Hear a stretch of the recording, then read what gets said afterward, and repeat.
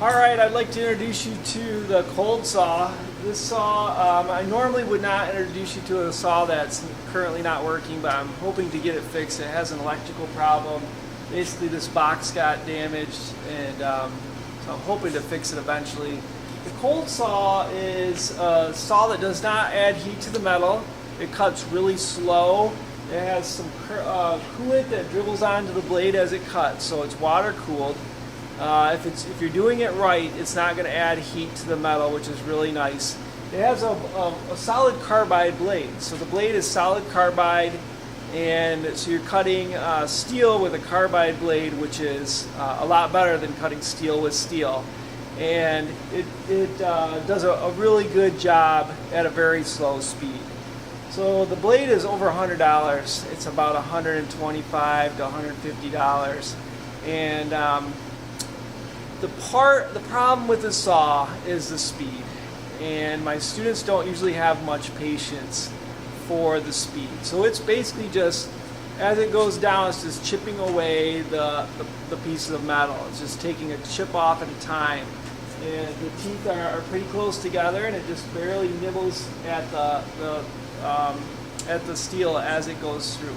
So it's not a very fast process at all. And my students don't care to spend that kind of time on it. So it's cutting at about, like the horizontal bandsaw cuts at about 3 times the speed of this one. So it's slower, but it is very accurate. That's my favorite thing about this saw, is that it has a really good clamp. So this is a clamp, and this clamp is superior to really any of the other clamps we have.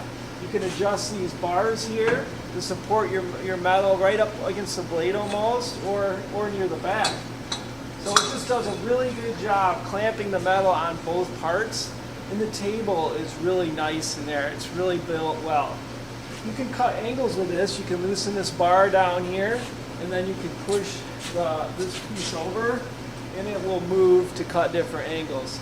But right now it's a little bit froze up just because we haven't been using it. So I'll have to get some oil on there, but it will move back and forth and cut some angles. And it cuts angles really nice. So the problem with this machine is when you're cutting hollow stock especially, where the piece moves from, like a thicker cut all the way across to breaks through the wall where it's a thinner cut, those teeth get stuck on that really thin razor sharp metal, and it tends to rip the teeth right off the saw blade. So we'll have the saw going, and it will, we may make like 50, 100 cuts on it, and it'll be cutting great, nice and smooth. Things are going well.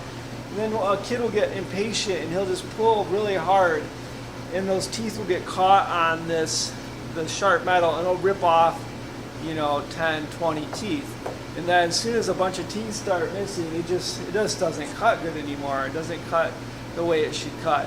Or the coolant will run out and they'll overheat the blade cutting without coolant. But it's usually either they're just pushing too hard, and when it breaks through.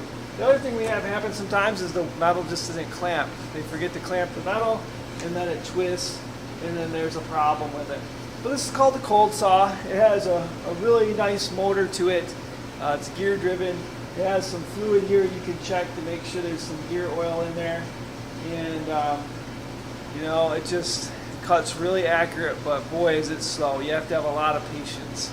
I think it does better on solid bar and things that are solid all the way through. So I think it does a better job on metal like this solid rod than it does metal like this that has a lot of really thin spots on it. It does have a speed, so you can change the speeds to different settings, and that is something you can kind of experiment with different types of metal.